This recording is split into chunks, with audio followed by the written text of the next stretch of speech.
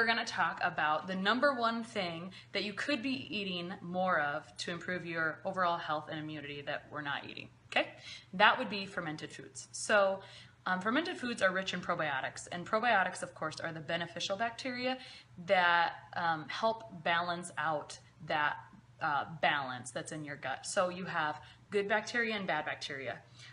For years, we mostly talked about bad bacteria, right? When you have an antibiotic, you wipe out all bacteria because we want to wipe out the bad bacteria, but we don't talk about the good bacteria. So good bacteria that's in your gut is not called probiotics, just bacteria that you take is called probiotics, actually. But either way, you want to populate your gut with good guys. So you want good guys in your community, not a bunch of bad guys, right?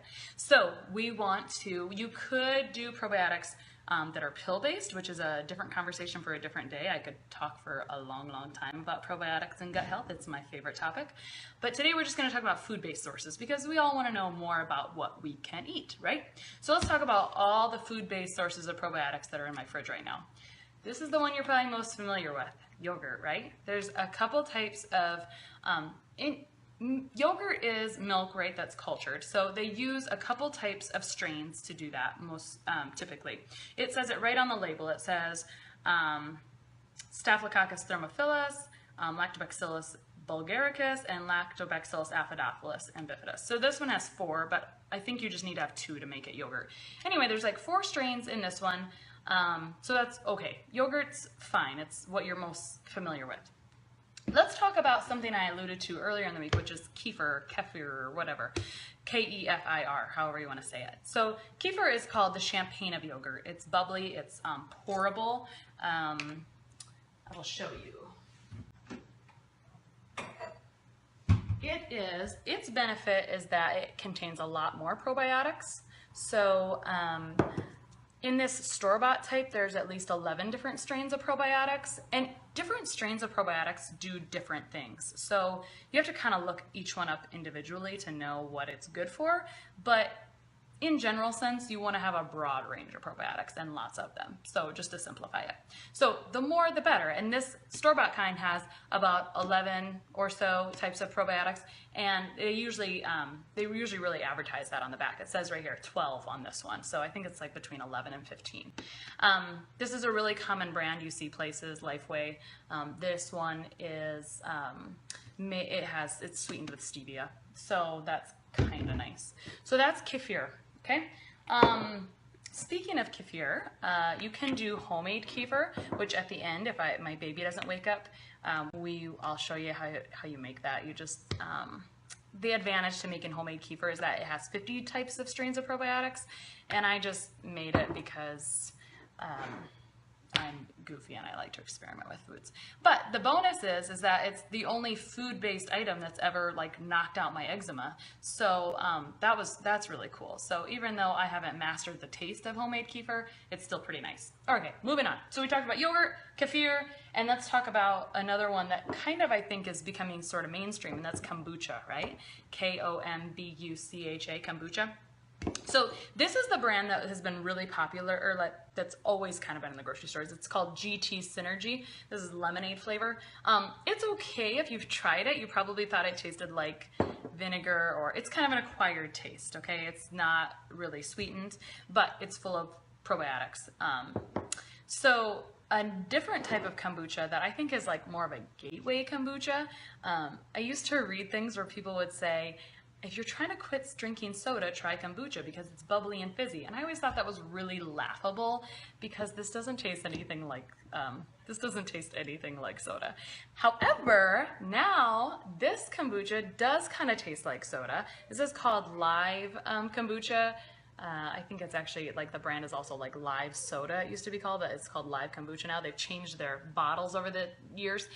One day I posted about kombucha, and I was reminded by my sister-in-law, please specify the brand in the future because she tried this and sent me a picture of herself looking like that. This is much better. If you do try this, get the root beer flavor. They sell it at like Super Targets, and it's pretty darn good.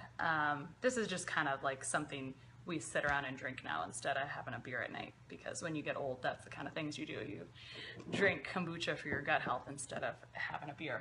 Anyway, It is pretty good. If you are a soda drinker, however, I've never had a soda drinker drink it that thought it was sweet enough. So when you're a soda drinker, you kind of have to, it's just not sweet enough for you, and that's kind of a different conversation. So if you're not a soda drinker, but you kind of like to treat yourself, that kind of kombucha might be the way to go. Okay, so that's kombucha. Another thing is fermented vegetables. So something I'm going to experiment with this summer we'll be chatting about is kind of like pickling, fresh pickling. So not really doing like the hot shelf stable canning, but more of like a active, like a fermented salsa. So like getting probiotics with salsa. So that would be interesting. But this is a really common fermented vegetable. It's called kimchi, and it has Korean origin. It's fermented cabbage, and it's kind of interesting. And it's bubbly. I did mention that all these things are very bubbly. So this is fermented veggies, kimchi. So sauerkraut would be fermented, yes, but if it's not kind of labeled for being a live or active culture in sauerkraut, it might not have probiotics because heat kills probiotics. So that's what you need to know about that. Okay, a couple more odds and end fermented foods that don't really have, like some labels have that they have probiotics on them, some don't. This is miso. It's fermented soybean paste. I apologize if I'm flashing out. Sorry, it's telling me I am.